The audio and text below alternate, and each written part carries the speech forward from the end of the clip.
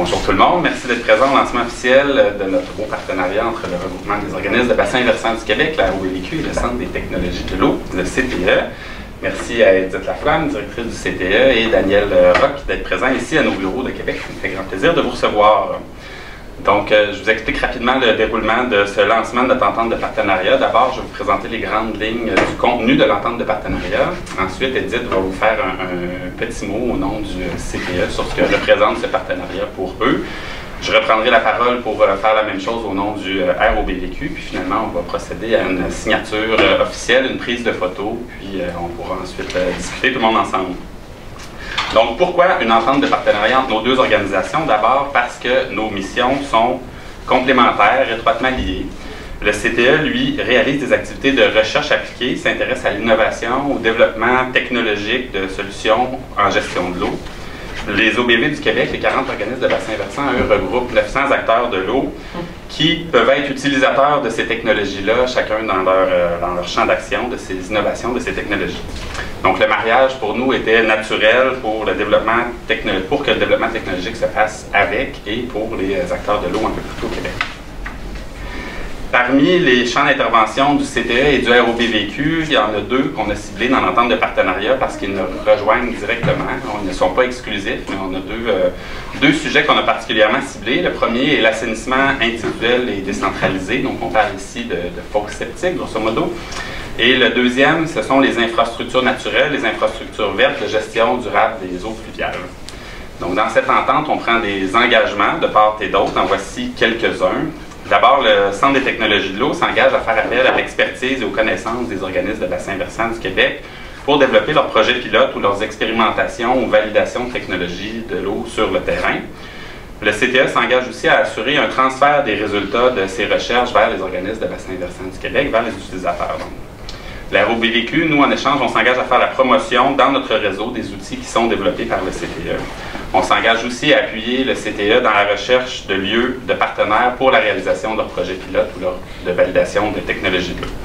Finalement, on s'engage conjointement, le ROBVQ et le CTE, à promouvoir ensemble, de façon concertée, les technologies de l'eau qui présentent un potentiel de résultats pour l'amélioration de la santé des écosystèmes aquatiques au Québec. Voilà donc pour la brève présentation du contenu de l'entente que je vous invite tous à consulter pour plus de détails, et je laisse la parole à Edith Laflamme, directrice du CTE, pour nous dire quelques mots. Bonjour. Déjà, l'entente pour nous, pour le CTE, ça représente vraiment un positionnement important au niveau de l'eau. On est un CCTT, c'est-à-dire un centre collégial de transfert technologique, avec une mission, c'est de travailler dans l'eau, avec des technologies de gestion d'eau, tout ce qui touche finalement les problématiques reliées à l'eau.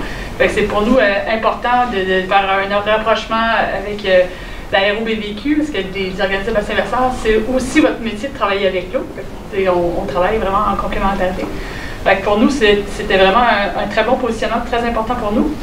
On va pouvoir apporter de l'expertise via nos experts. On a des chercheurs, on a une équipe de 14 personnes, on a des chercheurs, des professeurs du Cégep de Saint-Laurent aussi, qui vont pouvoir mettre contribution pour pouvoir aider les différents organismes bassin versant à solutionner des différentes problématiques, que ce soit en gestion du pluvial, en détection de la contamination fécale, au niveau aussi de la gestion des traitements décentralisés. Ensuite, je peux peut-être déjà parler qu'on a déjà un premier projet en cours avec Abrina. Celui-ci vise entre autres la détection de contamination fécale dans leur bassin versant.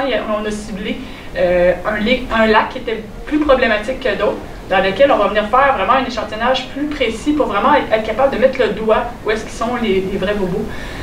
Ça, c'est un exemple, c'est un premier projet qu'on a été capable de déployer qui a commencé, mais qui va commencer sur le terrain d'ici 2-3 semaines. Puis on espère pouvoir continuer à faire des beaux projets de cette sorte-là avec les différents organismes de bassin versant. Voilà. Merci.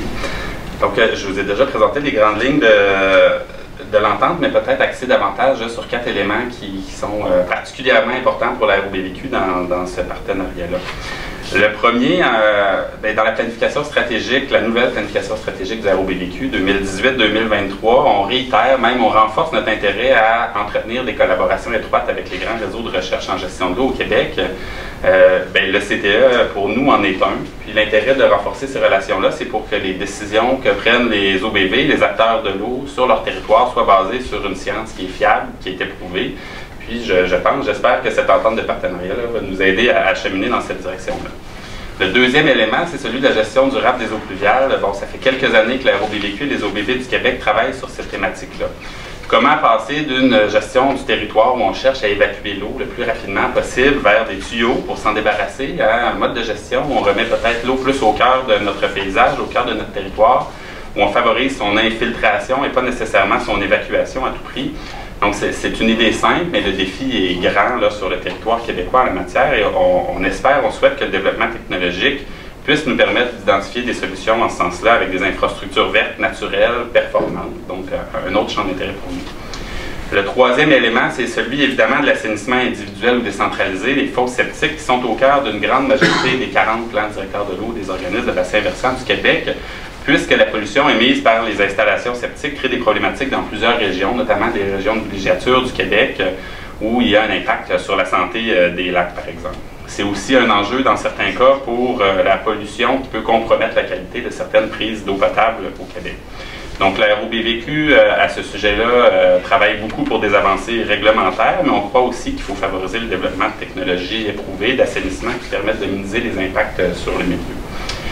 Quatrième élément, maintenant, le transfert de connaissances. Malheureusement, on constate qu'il existe souvent un assez grand fossé entre les connaissances issues de la recherche et celles dont disposent réellement les intervenants sur le terrain pour leur prise de décision pour le projet. Donc, par cette entente de partenariat-là, on espère réduire le fossé, au moins pour les champs de recherche sur lesquels le Centre des technologies de l'eau travaille. Finalement, j'aimerais juste rappeler que les 40 organismes de bassin versant du Québec ont comme mode de travail la concertation, la mobilisation des acteurs du territoire, la co-construction de solutions innovantes. Donc, pour nous, c'est un grand plaisir de signer une entente de partenariat avec une organisation qui semble avoir ces mêmes façons de travailler au cœur de ses priorités, donc la co-construction, la collaboration, la recherche de solutions innovantes. Donc, merci encore à tout le monde. Merci à Edith, Daniel d'être présent. Puis, longue vie à ce beau partenariat. Merci pour la signature.